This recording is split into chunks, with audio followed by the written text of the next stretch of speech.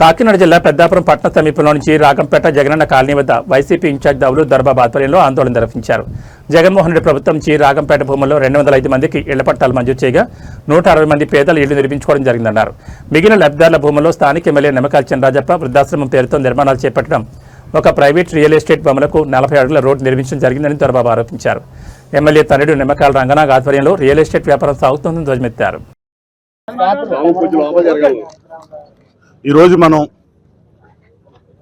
G Ragampeta Jagananna కాలనీలో ఉన్నాం. జగన్మోహన్ రెడ్డి గారు ముఖ్యమంత్రి హోదాలో ఆ రోజు సుమారు 5.5 ఎకరాల్లో, ఇక్కడ ప్రతి ఎకరం కూడా సుమారు 6 కోట్లు విలువ చేసే భూమిలో 202 మందికి ఇక్కడ ఇళ్ల పట్టాలు ఇవ్వడం జరిగింది.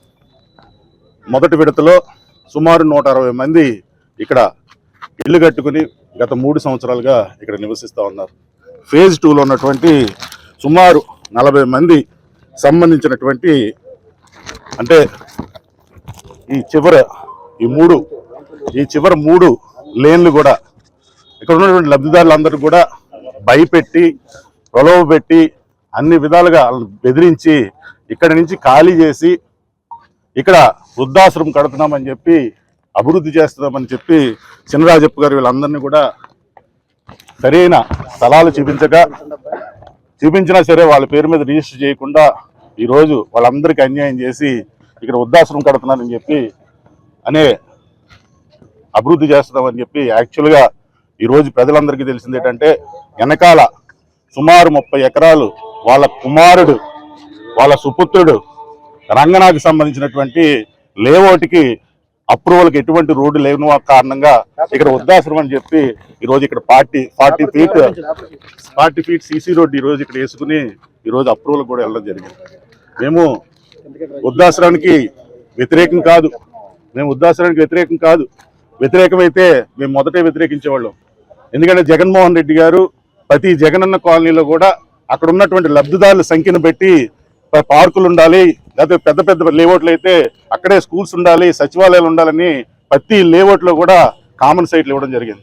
మేము అనుకున్నాం ఒక కామన్ సైట్లు ఈయన వృద్ధాశ్రమం కడుతున్నాడు అనుకుని మేమేమి దాన్ని వ్యతిరేకించలేదు. కానీ ఇక్కడ జరుగుతున్నట్టు అసలైన విషయం ఏంటంటే, వృద్ధాశ్రమం అనే నెపంతో ఈరోజు ఇక్కడ ఉన్నటువంటి లబ్ధిదారులందరినీ అన్యాయం చేసి వాళ్ళ కుమారుడు లేఅవుట్కి ఈరోజు 40 ఫీట్ సీసీ రోడ్ వేయడం జరిగింది. దీన్ని ఖండిస్తున్నాం. ఇక్కడ జరిగినటువంటి ప్రతి లబ్ధిదారికి న్యాయం జరిగే వరకు మేము న్యాయ పోరాటం చేస్తాం, ధర్మ పోరాటం చేస్తాం. తప్పకుండా దీన్ని అడ్డుకుంటామని తెలియజేసుకుంటూ, ఎందుకంటే 3 సంవత్సరాల నుంచి నివసిస్తున్నటువంటి లబ్ధిదారుల దగ్గర ఎటువంటి రోడ్డు లేదు, కానీ ఇక్కడ మాత్రం సీసీ రోడ్డు. నేను ఒకటే అడుగుతా ఉన్నా, ఇక్కడ వృద్ధాశ్రమం, ఇక్కడ ఆల్రెడీ కామన్ సైట్స్ చాలా ఉన్నాయి, అలాగే ఇక్కడ గవర్నమెంట్ సైట్స్ కూడా ఇక్కడ చాలా ల్యాండ్స్ ఉన్నాయి.